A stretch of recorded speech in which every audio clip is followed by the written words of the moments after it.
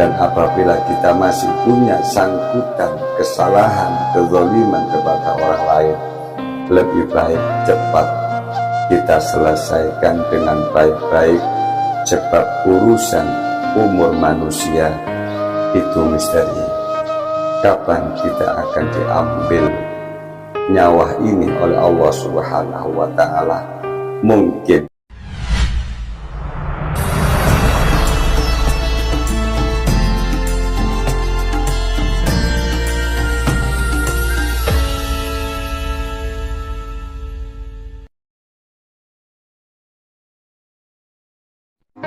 jamaah rahimakumullah, suatu ketika Rasulullah Shallallahu Alaihi Wasallam di dalam suatu kesempatan, Rasul Shallallahu Alaihi Wasallam bertanya kepada sahabatnya, apakah mereka tahu apa yang disebut orang-orang bangkrut menurut agama itu?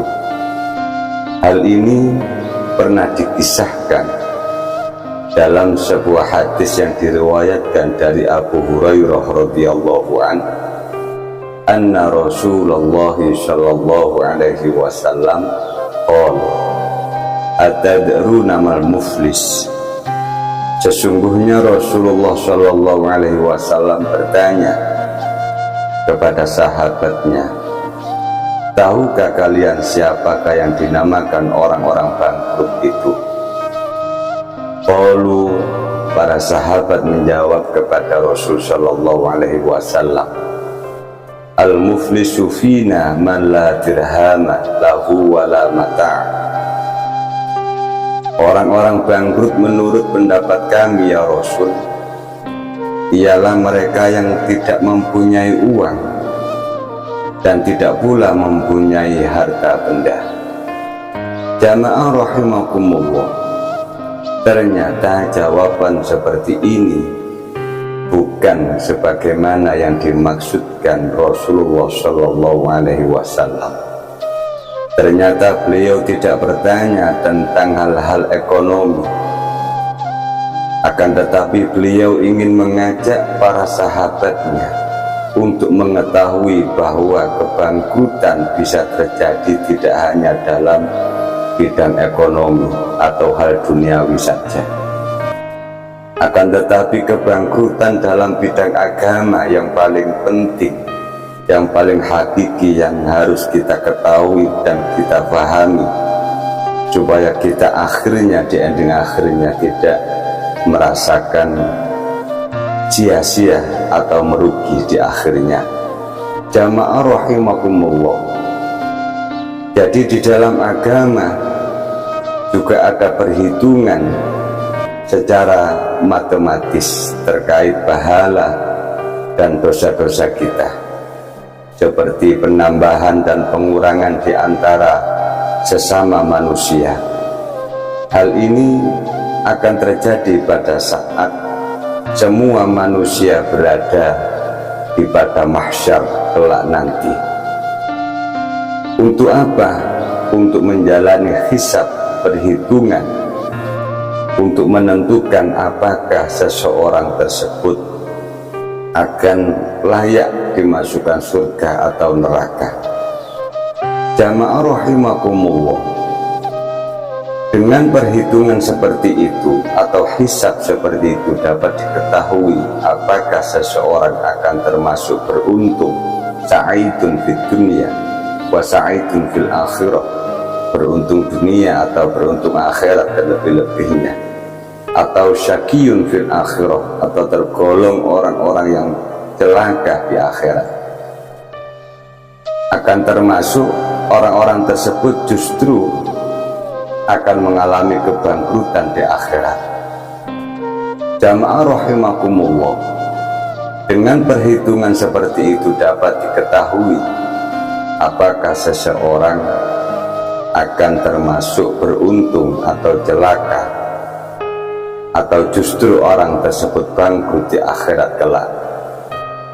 Jamaah rahimakumullah, apapun yang dimaksud bangkrut, adapun yang dimaksud bangkrut dalam agama adalah sebagaimana penjelasan Rasulullah Shallallahu Alaihi Wasallam di mana penjelasan ini usul nyambung di dalam hadis tersebut atau di awal hadis tersebut.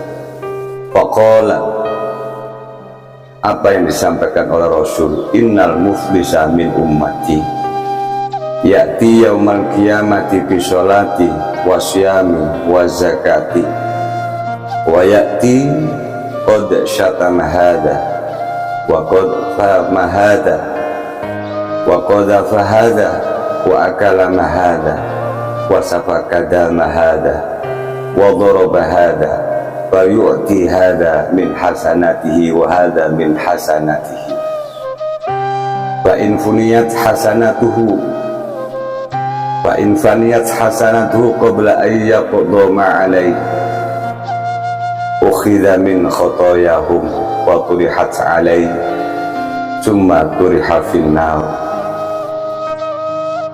Rasulullah Shallallahu Alaihi Wasallam sudah menjelaskan, sesungguhnya orang-orang bangkrut dari umatku ialah mereka yang datang pada hari kiamat dengan membawa amal kebaikan dari sholatnya, puasanya, bahkan zakatnya. Akan tetapi mereka dahulunya pernah mencaci maki orang lain, menuduh orang lain, memakan harta orang lain, menumpahkan darah orang lain, bahkan memukul orang lain. Maka kepada orang yang mereka sakiti itu diberikan amal baik mereka, dan kepada orang lain lagilah mereka akan diberi pula amal-amal baik mereka. Jamaah rahimakumullah, apabila amal baik mereka telah habis sebelum hutang-hutangnya lunas, maka diambillah kesalahan orang yang disakiti tersebut dan diberikan kepada mereka. Sesudah itu mereka akan dilemparkan ke dalam neraka Allah Subhanahu wa ta'ala. Na'udzubillah summa na'udzubillah. Jamaah rahimakumullah, jadi setiap orang dari umat Rasulullah Shallallahu Alaihi Wasallam akan mendapatkan pahala dari ibadah-ibadah yang mereka lakukan. Yang mereka lakukan ibadah-ibadah semasa hidupnya, mungkin seperti sholat, puasa, zakat, dan pahala-pahala ibadah yang lainnya, baik wajib atau sunnah. Akan tetapi pahala yang didapat dari ibadah-ibadah wajib atau sunnah tersebut akan dikonfrontir atau akan diseleksi dengan dosa-dosa sosialnya, dikonfrontir, diseleksi, dikonfrontir dengan dosa-dosa sosialnya, akan diseleksi, ditimbang. Akibatnya berbuat zalim kepada sesama manusia, seperti mencaci maki, menuduh, menfitnah, bahkan memakan hak-hak harta orang lain, seperti mencuri, baik korupsi, dan lain sebagainya, bahkan membunuh secara tidak sah, melukai atau menyakiti orang lain, baik fisik maupun non-fisik, dan lain sebagainya. Jamaah rahimakumullah, dan apabila besarnya dosa-dosanya akibat kezaliman manusia tersebut tidak sebanding dengan kesolehan amal-amal baiknya apa yang dilakukan di dunia, karena banyak orang-orang yang dizalimi semasa hidupnya, maka dosa-dosa orang-orang yang terzalimi akan diberikan kepada orang yang menzalimi hingga mencapai titik klimaks.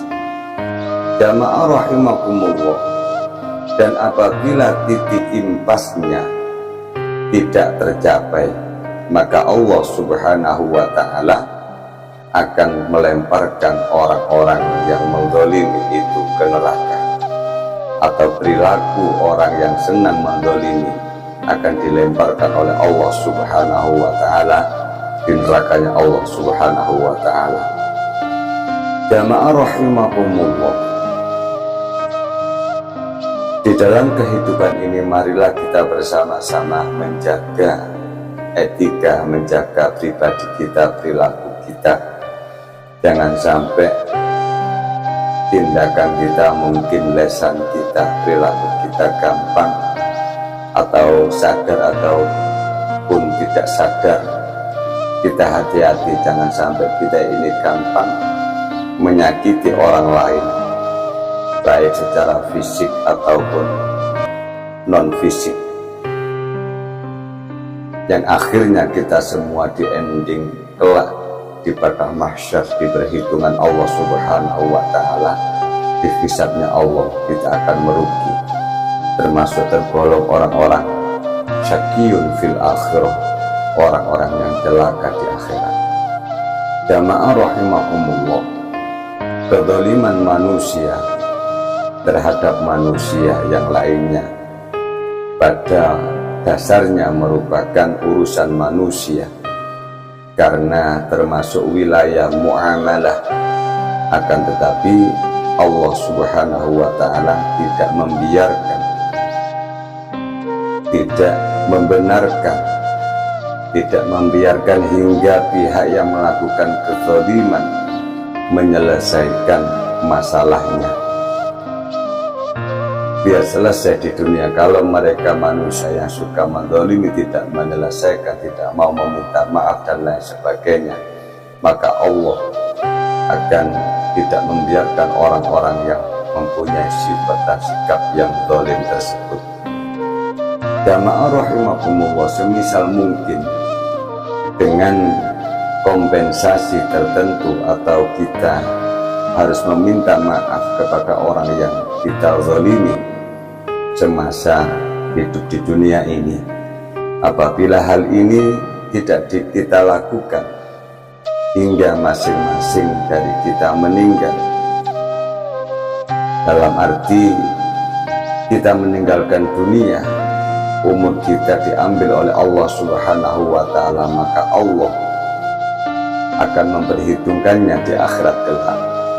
Jamaah rahimakumullah, jadi melakukan sifat kezaliman atau perilaku kezaliman terhadap sesama manusia bukanlah persoalan yang sepele, karena urusan bisa sampai di akhirat kelak, sampai panjang di persidangan Allah yaumul hisab kelak di padang mahsyar.